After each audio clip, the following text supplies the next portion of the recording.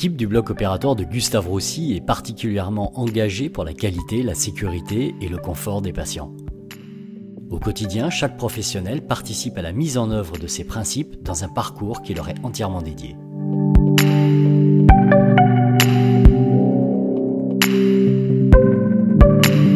La veille et le matin même, une douche au savon antiseptique aura été prise. Les patients auront prévu d'apporter une paire de chaussons et les différents boîtiers de lunettes, prothèses dentaires ou auditives. Les lentilles de contact devront être retirées avant d'aller au bloc opératoire. Le matin de l'intervention, les patients seront à jeun. Avant le départ pour le bloc, l'infirmière du service d'hospitalisation remet aux patients une tenue spécifique et l'équipe d'un bracelet d'identification. Ce bracelet fait partie des mesures d'identitovigilance qui visent à toujours renforcer la sécurité des patients au bloc opératoire. Au fil du parcours, l'identité est plusieurs fois vérifiée. L'équipe du bloc opératoire de Gustave Roussy cherche à toujours améliorer le vécu du parcours avec comme objectifs principaux le confort des patients, le respect de la dignité et la liberté de choix. Améliorer le vécu des patients s'applique notamment au trajet vers le bloc opératoire et ce, jusqu'en salle d'intervention. Ainsi, les patients, s'ils le souhaitent, pourront se rendre au bloc à pied, accompagnés par un brancardier.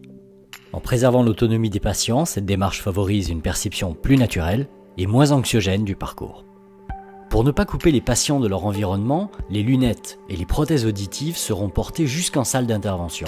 Les prothèses dentaires et les perruques peuvent elles aussi être conservées pendant le parcours. Le parcours des patients vers le bloc opératoire de Gustave Roussy démarre dès la chambre du service d'hospitalisation.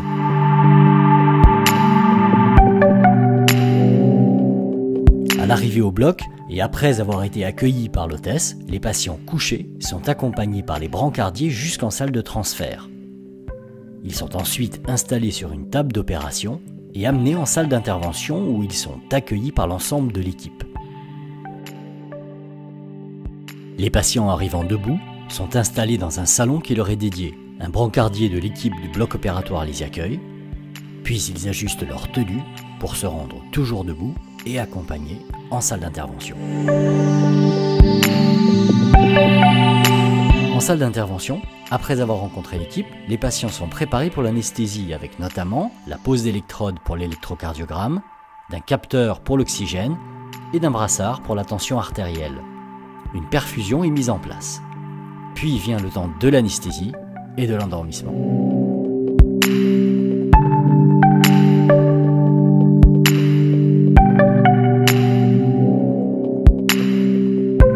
À la fin de l'intervention, les patients sont réveillés progressivement, puis sont accompagnés en salle de réveil.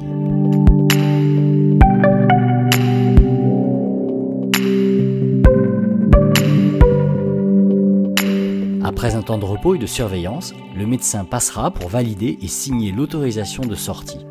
Les patients sont alors accompagnés jusqu'à leur chambre dans le service d'hospitalisation, où ils sont attendus par l'infirmière du service.